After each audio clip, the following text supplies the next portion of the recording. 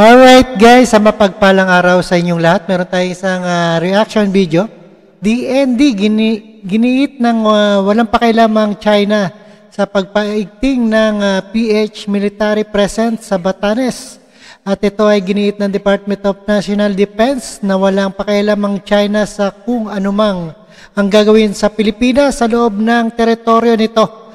At ginawa ng kagawaran ng pahayag kasunod ng banta ng China sa Pilipinas kaugnay ang pagdaigting sa military presence sa bandang hilaga ng bansa. At panoorin po natin ang atong iginiit ng Department of National Defense at walang pakialam daw ang China. At panoorin guys, and further ado, let's watch. Alright, let's get it on.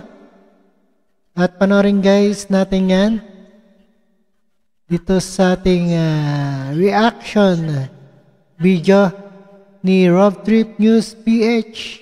Alright. Iginiit ng Department of National Defense na walang pakialam ang China hinggil sa ginagawang pagpapaigting ng presensya ng militar sa Batanes. Inilabas ng DND ang pahayag kasunod ng naging statement ng China kung saan nagbanta ito sa Pilipinas dahil sa ginagawang pagpapaigting ng military presence sa parteng hilaga ng ating bansa. Muling binigyan diin ng DND na sakop ng Pilipinas ang Batanes at wala nilang pakialam ang China anuman ang ating gawin sa ating teritoryo. Alright, napakinggan po natin dito sa DND.